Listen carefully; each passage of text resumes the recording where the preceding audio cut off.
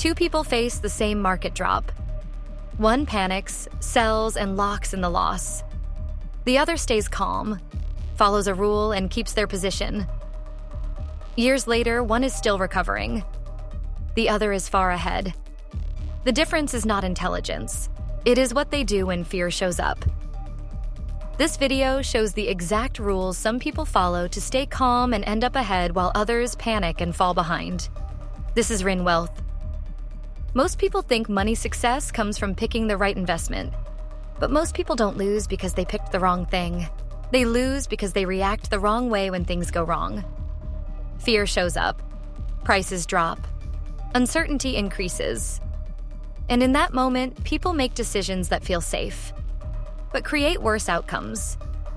The people who end up ahead are not always smarter. They just follow rules when emotions get loud. The market drops 20%. You open your account. Everything is red. You feel pressure. Now imagine two people in the exact same position, same amount invested, same drop. Person A checks the account again and again, feels worse each time, starts thinking, I should get out before it gets worse. Person B also sees the drop, but they already decided what to do before this moment ever happened. So they do nothing. Same situation, different behavior. The market does not reward intelligence consistently. It rewards behavior. The biggest losses don't come from bad investments. They come from bad reactions. People who panic turn temporary drops into permanent losses. People who stay in position let time fix the drop. That is the rule. Your behavior during bad moments decides your long-term outcome. Let's break this down. Rule 1. Do not sell during drops. Person A opens their account after a big drop and sees a large loss. It feels real. It feels urgent. They sell to stop the bleeding. Now the loss is locked in. Weeks later, the market starts recovering. But person A is no longer in. They watch prices go back up. Without them.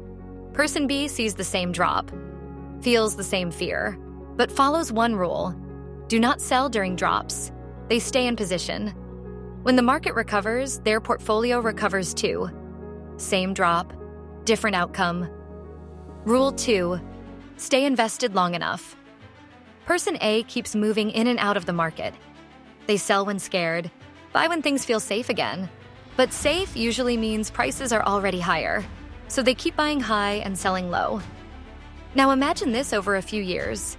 They miss the strongest recovery periods. And those recovery periods matter more than most people realize. A few strong months can do more for long-term returns than years of small movements. Person B stays invested through the same period. They go through the drop. They go through the recovery. And over time, compounding starts working. Not because they made perfect decisions, but because they stayed long enough for time to do the work. Rule 3. Avoid losing everything. Person A takes big risks trying to grow fast. When things go wrong, the loss is heavy. Now they are out of the game. They don't have enough left to recover. Person B focuses on not losing everything. They avoid situations where one mistake can destroy progress. They may grow slower at times, but they stay alive in the system. And staying in the game is what allows long-term growth. Rule 4. Expect volatility. Person A sees the market drop and thinks something is broken. They assume they made a mistake, so they react quickly. Person B expects drops. They know volatility is part of the process. They do not treat it as a signal to exit. They treat it as the price of being in the market, because long-term gains do not come without short-term drops. Rule 5. Keep a cash buffer. Person A faces a bad market and a real-life expense at the same time. Maybe the car breaks down, maybe work slows down, maybe a medical bill shows up. Now they need cash. So they sell investments at the worst possible time. The market is already down. Fear is already high. Now a temporary drop becomes a real loss because life forced the sale. Person B keeps a cash buffer, 6 to 12 months of expenses. So when a bad moment shows up, they do not need to touch investments. That one buffer protects their position. It gives them time. And in money decisions, time is often the difference between recovery and regret. Rule 6. Follow rules, not feelings. Person A decides what to do in the moment. And in stressful moments, emotion wins. Fear feels logical. Selling feels like control. Person B already decided their rules before the situation. So when pressure comes, there is no decision to make. They just follow the rule. That removes emotion from the process. Rule 7. Ignore short-term noise. Person A checks the market constantly. Every headline feels important. More losses coming. Investors panic. Uncertainty rising. After seeing enough of that, doing nothing starts to feel irresponsible. So they react. Not because the long-term plan changed, but because the noise became too loud. Person B limits exposure to short-term updates. They do not treat every headline like a command.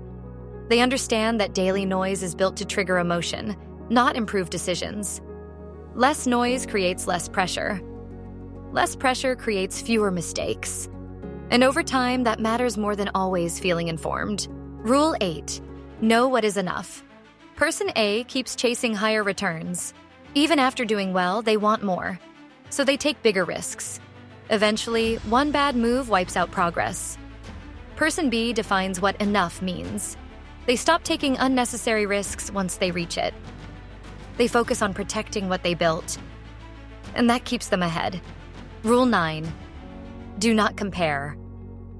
Person A sees others making more money, feels behind, changes strategy to catch up, takes risks that don't match their situation. Person B ignores comparison. They follow their own plan. They measure progress against their own goals, and that keeps their decisions stable. Rule 10. Stay in the game. Person A focuses on being right, trying to predict, react, and optimize every move. Person B focuses on lasting, because long-term success is not about one perfect decision. It is about avoiding enough bad ones. The person who stays in the game long enough is the one who wins. Step back. Now step back. Both people had the same opportunity, same market, same timing, but one ends up ahead. One falls behind because of behavior. This is not about intelligence. This is about what people do when things feel uncertain. Calm is not passive. Calm is a system, a set of rules that protect your position when pressure shows up. Here's the rule. Decide your behavior before the pressure starts. Ask yourself, what will I do when things drop? Will I follow a rule or follow emotion? One action. Write one rule today and follow it when it matters. Old belief, you need to react fast to protect your money. New belief, you need rules to protect your position. Because the people who stay calm err. The ones who end up ahead